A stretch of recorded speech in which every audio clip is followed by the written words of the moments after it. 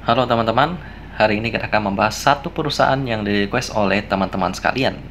Ini merupakan perusahaan yang bergerak di bidang energi, tetapi bidang yang mereka tekuni ini ya bisa dibilang bukanlah pembangkit listrik yang mirip-mirip dengan Kin yang bergerak di bidang pembangkit listrik air atau kebanyakan mayoritas energi baru terbarukan. Ini pembangkit listriknya kebanyakan memakai tenaga daripada fosil ya, bisa dari gas, bisa dari batu bara juga ya teman-teman. Kita akan membahas Cikarang Listrindo Tbk dengan kode emiten POWR atau kita panggil aja Power. Karena memang mereka menghasilkan energi. Ya.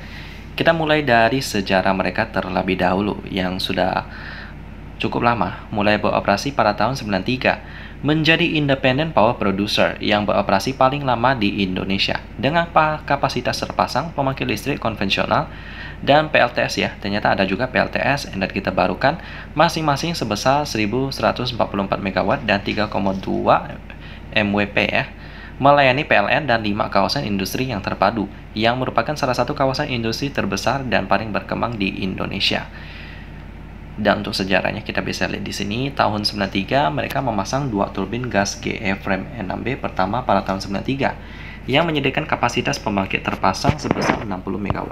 Lalu selanjutnya pada tahun 98 ya, mereka menambahkan 2 turbin uap Mitsubishi yang mampu menyediakan kapasitas sebesar 60 MW dengan membangun 2 rangkaian combiner gas cycle yang masing-masing terdiri dari 3 turbin gas, 3 heat recovery steam generators, dan 1 buah turbin uap menjadikan kapasitas total mencapai 300 MW ya. Lalu tahun 2000 mereka dianugerahi sertifikat ISO 9001 untuk sistem manajemen mutu. Lalu pada tahun 2006 ya, mereka pada tahun 2006 sebuah turbin gas GE frame 9E ditambahkan memberikan kapasitas sebesar 109 MW ya, sehingga totalnya menjadi 409 MW ya. Kalau diakumulasi dari 300 tambah 109. Lalu tahun 2009 ya, menambahkan lagi sebuah turbin gas ya, mampu memproduksi total kapasitas sebesar 518 MW ya. Suatu pencapaian dengan utilisasi teknologi yang unggul dan pemberian pasokan listrik kelas dunia kepada pelanggan perseroan. Lalu pada tahun 2011 menambahkan 2 Alstom HRSG dan sebuah turbin uap Siemens 128 MW untuk beroperasi secara combined cycle bersama dengan 2 turbin gas GE frame 9E yang menjadikan total kapasitas menjadi 646 MW. Lalu pada tahun 2012, penambahan gas turbin GE frame 9E ketiga menjadikan total kapasitas menjadi 755 MW. Wow, kebanyakan gas ya yang mereka tekuni ini. Lalu pada tahun 2014 dianugerahi lagi sertifikat ISO 14001 untuk sistem manajemen lingkungan dan OHSAS 18001 untuk sistem manajemen kesehatan dan keselamatan kerja. Lalu 2015 pembangkit listrik kedua terpasang di kawasan industri Megalopolis Manunggal 2100 memberikan total kapasitas menjadi 109 MW ya. Hari ini menyebabkan peningkatan kapasitas interkoneksi kedua pembangkit listrik perseroan menjadi sebesar 864 MW. Semakin bertumbuh teman-teman. Lalu tahun 2016 melakukan IPO ya, yang mengumpulkan modal sebesar 272 juta AS dollar di Bursa Efek Indonesia ya. Triliunan itu. 2017 pembangkit listrik berbahan bakar batu bara di Babelan ditambahkan dengan memakai 2 boiler format dan 2 turbin uap Siemens yang memberikan total kapasitas terpasang sebesar 280 MW ya. Itu semakin bertumbuh. Sekarang mereka menggunakan batu bara yang terkenal dengan sebagai bahan baku untuk pembangkit listrik yang paling murah. Lalu 2018 tahapan awal menuju pembangkit listrik energi terbarukan dengan pilot project solar rooftop sebesar 52,5 kWp ya. Ini diversifikasi daripada mereka dari energi fosil ke energi terbarukan. Lalu 2019 mulai mengkomersialkan penggunaan pembangkit listrik energi terbarukan melalui opsi solar rooftop kepada pelanggan dan melakukan penjajakan pengembangan pembangkit listrik energi terbarukan terhadap pembangkit uap ya milik perseroan. Lalu tahun 2021 yang terbaru menyelesaikan pemasangan sistem biomass handling pada salah satu boiler di PLTU Babelan yang mampu meningkatkan penggunaan biomasa dengan posisi yang lebih besar sampai dengan 20% dari kapasitas boiler. Jadi mereka melihat potensi bahwa tenaga fosil ini harus mulai ditinggalkan. Jadi mereka mulai mendiversifikasi usaha mereka ke bidang yang lebih terbarukan ya, seperti rooftop tadi, solar system, dan juga yang bergerak di bidang biomass. Ya, bisa kita lihat di sini. Pertama, ini pembangkit listrik Jababeka ya, berbahan bakar gas. Lalu ada lagi yang ini yang pembangkit listrik MM2100 juga berbahan gas.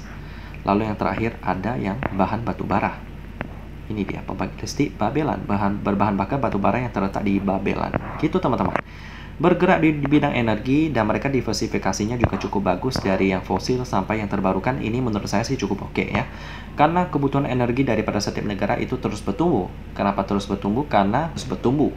Kebutuhan semakin banyak, maka kebutuhan energi juga semakin banyak. Dan pemerintah mulai concern, mulai khawatir bahwa energi fosil akan habis sebelum kebutuhan itu tercapai. Jadi hanya semua pemerintah mulai berlomba-lomba untuk mendukung energi yang lebih bersih. Karena yang terbarukan itu tentu sumbernya nggak terbatas karena selalu terbarukan. Dan itu yang dikejar oleh setiap negara. Ya, kita semuanya terus mengejar itu. Jadi untuk power ini sudah ada tanda-tanda mereka diversifikasi ke bidang yang lebih sehat. Jadi oke banget.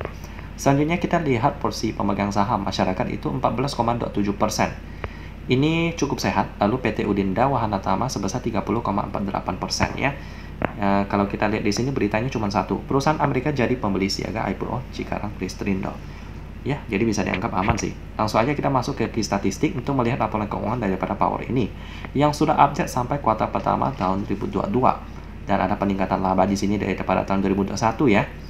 Dan mereka tahun 2022 ini belum bagi dividen loh teman-teman ya, karena biasanya mereka bagi bulan Juni dan sekarang udah bulan Juni, jadi saya merasa bentar lagi mereka akan bagi dividen. Dari berkaca dari sejarah mereka bagi dividen setahun bisa bagi 2 kali ya. Dan dividen yield daripada mereka ini cukup besar, yakni bisa sampai di sini sih 2,88% karena dia melihat yang bulan November. Tapi sebenarnya mereka kan bagi 2 kali. Bisa bilang dividen yield mereka itu sebesar 7-8%, cukup besar ya. Selanjutnya kita lihat operating profit daripada Power ini 545 miliar rupiah dengan net profit 341 miliar rupiah. Ini operating profitnya lebih besar, berarti sehat karena penjualan energi mereka sangat lancar ya, bisnis inti mereka. Lalu PER-nya 8,46 kali. Ini cukup bagus, masuk ke PER standar saya.